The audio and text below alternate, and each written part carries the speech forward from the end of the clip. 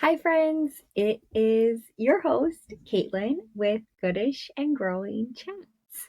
Thank you so much for being here with me today, whether you're listening or you're tuning in on our YouTube channel. So I'm in my studio, and today I have my sidekicks, Junie and Zeke, with me. They are both sleeping under the desk. I'm going to try to show you in case you're watching. There's Juniper. Let's see if I can show you Zeke. And there's my boy Zeke. Say hi, Zeke. And June. Wow, really behind the scenes. And we're grateful to be here with you today. So, we are in a new series, and this new series is on the idea around keep going. So, I just have done a lot of reflection on the last few years, and one of the common themes for me is this really grounding in the simplicity of like, keep going, you can do this, and really making my life feel more possible by breaking it down into smaller steps and focusing on just taking that next step. Keep going.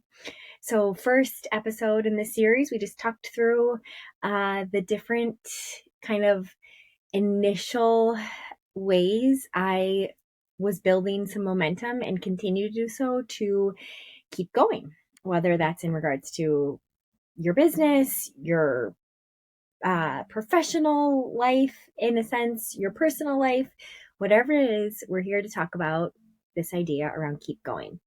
So today we're going to focus in on a strategy that as a teacher I learned and then implemented in my classroom, and then as educator professional continued to use it in settings with teachers and professional development settings. And now we're going to use it personally. So some may have heard of the idea.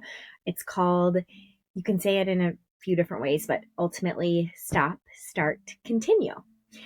So we're going to really get kind of technical today on this strategy. So if it works for you and you're listening, I encourage you to grab a writing utensil and a notebook or something to write on. Or maybe you're a person that does a note in your phone. Whatever it is, find it. So I'll give you a few seconds, or you can pause. I guess that's the beauty of listening or watching a podcast.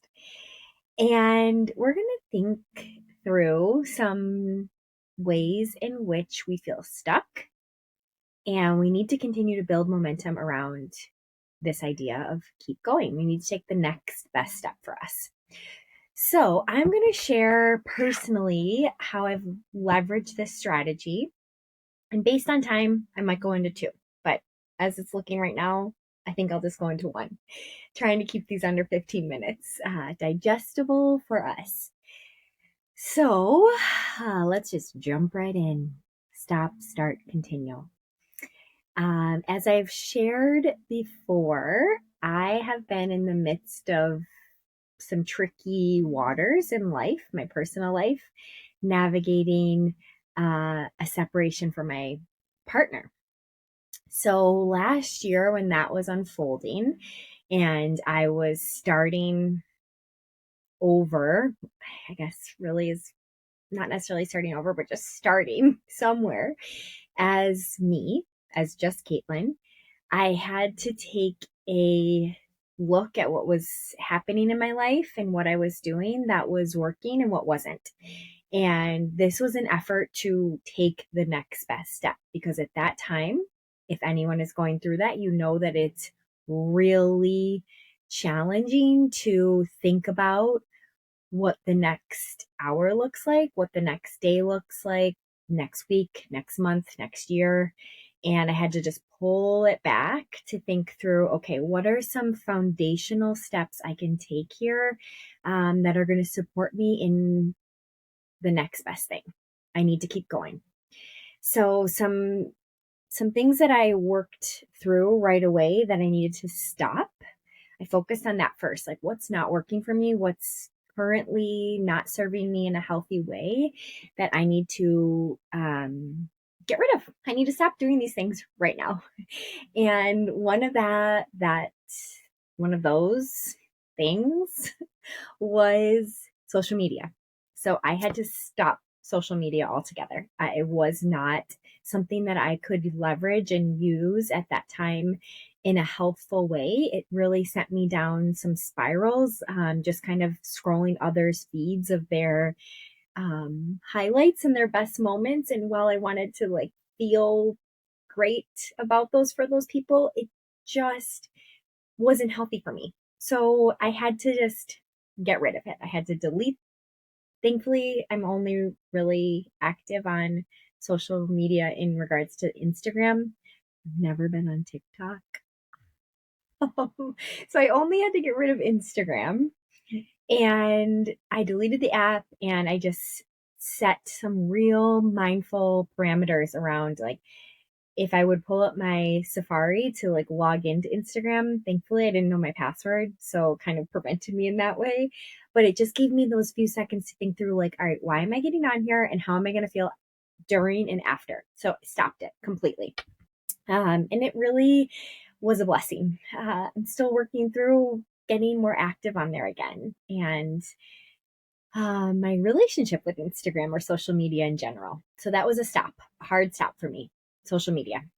The next hard stop for me was alcohol. I wasn't using or drinking alcohol in excess by any means, but I have for a long time navigated my relationship with alcohol. And this was something that I just knew I didn't want to turn to. So I'm not saying that any of these things are good or bad. I'm just noting what I stopped. So I really was in a routine of having a glass of wine as a wind down, like in the evenings after work, and like having that be me time. And what I noticed was, again, it just like didn't feel like the healthiest option for me.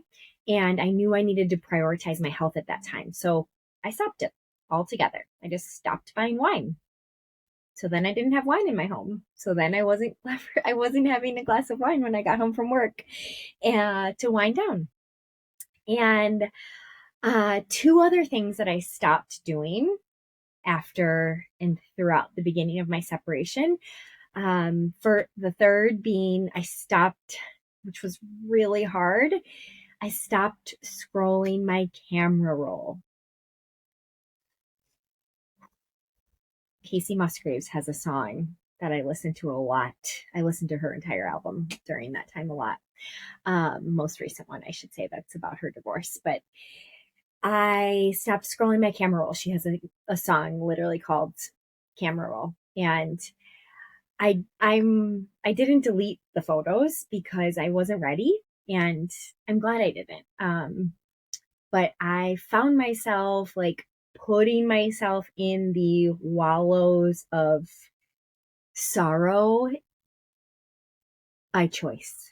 Okay. And I needed to choose something different. So I stopped doing it. I did kind of move the photos so that they weren't as accessible in my phone. And then eventually, when I couldn't stop scrolling, I just put them on my computer and got them off my phone so that it wasn't an option. And that was a big step. And I'd recommend just like if you are in that season and that's something you're doing, just figure out what it's going to take for you to stop. And if it is removing the phones or the photos rather, and putting them somewhere else, do that. Do that for yourself. Set that boundary. And then I stopped reaching out to my partner. I was finding ways to reach out we have 3 dogs. So it was like an easy thing for me to like bring up something that was related to the dogs and then turn that into trying to converse. And I realized that a clean separation and time away from each other was what we needed. So I had to stop doing that. If it wasn't urgent or absolutely necessary to reach out to my partner, I didn't. And that was helpful. So when we think about this strategy of stop, start, continue, that's like the first bucket I would tackle. What do I need to stop that is not leading me to be my most healthy self at this point? So throughout that period of my time, I was certainly not my healthiest self in the spectrum of my life. But at that point, I needed to figure out what are the things I need to stop doing so that I can be healthier right now. And really, my focus was on my mental and emotional health. And those were four things that were really hurting me at that time, were causing me to spiral in ways that were not healthy mentally or emotionally. And I needed to set those boundaries for myself so that I could really generate just the opportunity to be in a different mental and emotional space. That was a really fragile time of my life, and I needed to do things that supported wellness for me mentally and emotionally. So that takes us to, what did I start? You could look at this as like, all right, I've stopped this, so I'm going to start this. And you could really balance the scales out. And that could be a really helpful way to do this. Mine necessarily won't line up um, in that way, with the exception of the stop drinking alcohol. So I do love a wind down. I love like that ritual. So one thing that I started doing was I started just simply pouring another non-alcoholic beverage in my beautiful wine glasses that I love. And I started doing the same thing I was doing prior. I would sit out on my patio and enjoy some water or some bubbly water or some Ultima, my favorite electrolyte, natural light. Ooh, I maybe just pecked that term. Um, my favorite natural electrolyte. And what do you know? It gave me the same sensation, not necessarily the same, but like a more helpful sensation of just decompressing from the day, having that time for me, and slowing down. So that was one thing that I did. That was like, I had my start after I had my stop. Um, I started prioritizing my sleep in a very regulated and like protective way. And I started sleeping starfish in my bed. So that made me feel like I was just starting something new for me. And granted, Zeke was certainly in that bed, so he would manage. He's small, but he takes up a lot of space. So he would make me close my starfish eventually. But I really started just embracing this new part of my life and having the ability to prioritize my sleep and be grateful that my bed was mine and it was big and wonderful. And that's just a really nice thing to have, you know? Oh, I started looking at myself in the mirror. This is going to sound silly. I started looking at myself in the mirror daily. I noticed that I wasn't doing that, looking at myself. And I started literally saying, Caitlin, you can do this. Keep going. Big eyes, big blinks. And something about that, like some days I was sobbing when I said that. But just saying it and seeing myself, I can't remember where I heard it. Someone else recommended doing that. So like that wasn't my brainchild, but it was so helpful for me just to say, all right, I see you right where you are.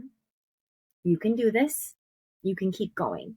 I highly recommend, if you aren't doing that, even if you're not in a tough season of your life, like just look at yourself in the mirror and say, I see you. You can do this. Or I appreciate you. And whatever it may be, that's just your little mantra. And I did that to start my day. That was something new that I wasn't doing before. And I'll be honest, I haven't I've kind of lost that. I don't do it as consistently. So I need to start doing it consistently again. I want to start doing it consistently again. Um, and what else did I start doing that I wasn't doing before? I guess those were really like my three big things. Like those were the three big things. And then you focus in on your continues. So before I jump to continues, I want to just bounce back to starts. My recommendation here is to like keep it manageable. So those were just three simple things that I started doing consistently that were healthy for me. They just helped me be and live into a more mentally and emotionally healthier place. So highly recommend keeping that manageable and like not making your list super, super long because it's going to be harder to really start all of those things. So maybe four or less. And then my continues. So these are the things that I already was doing that maybe I just potentially needed to focus on really like how beneficial they were for me. And that was daily prayer and journal time right first thing in the morning. I meant to bring my devotional in here, but I have this devotional that one of my best friends' moms, who's like a second mom to me, Erica, shout out to you. I love you so much. She gifted me a devotional, oh gosh, a few years ago. And never did I know that I was going to need it as much or leverage it as much as I have in the last few years of my life. I've read it now 3 years in a row. So I, each year, even though I'm reading like the same, for example, August 1st message, it just lands in such a way that I need it right in that moment. It's been such a beautiful gift. And she's just been such a guiding light for me through what I've been navigating. So I recommend identifying what are your continues, like what are you doing currently that's really filling you up healthfully, and my time there in the morning is really important, and I protect it above like anything else. In addition to my other morning ritual, which is getting active, moving my body. Thankfully, I have three doggos that need to be walked. So I didn't have all three of them throughout this time, but I always at least had one of them. And moving my body and getting outside and walking them was key and is key to my wellness, truthfully. Like it's something that if I don't do to start my day just feels off. That is important to me. And I have to continue to do that for myself and them. I'm going to wrap this up here. I know I shouldn't put pressure on myself for time, but I am putting pressure on myself for time. So my third continue is talking to my mom. And after talking about Erica, like talking to the people regularly that were my and are my people that really were supporting my wellness. And my mom is my person. So that was a continuation. I had to be checking in with her, and we're both supporting. We have been both supporting each other through some really tough waters. And that was a continue that I will not ever stop for as long as I can. So I just invite you to identify the things that are the routines, the rituals, the behaviors that you're doing currently that are supporting your health, your physical health, your mental health, your emotional health, your spiritual health, and continue to do those. Protect those rituals, those behaviors, with a lot of love and fierceness, to be truthful. Like you've got to protect and set the boundaries to continue to do those things. So if you have your pen and your writing journal handy, or you have your notes ready, take a few moments now and visit this strategy. What do you need to do what do you need to stop? What are you going to start? 4 things or less. And what are you going to continue? And these are all an effort to help you take the next best step to keep going. no matter what you're facing, focus on the next best step for you. Break it down small and allow these habits and rituals to support you to keep going. So I am here for you. As always, Instagram handle _Caitlin.Collins or at hello@goodishandgrowing.com. Send me an email. I'm happy to connect. I'll put all that in the show notes. Just sending you hopeful, peaceful vibes as you navigate what you're navigating. Just know that you got this and you can see yourself right where you are. You can keep going. We're in this together. Thanks so much for listening or watching.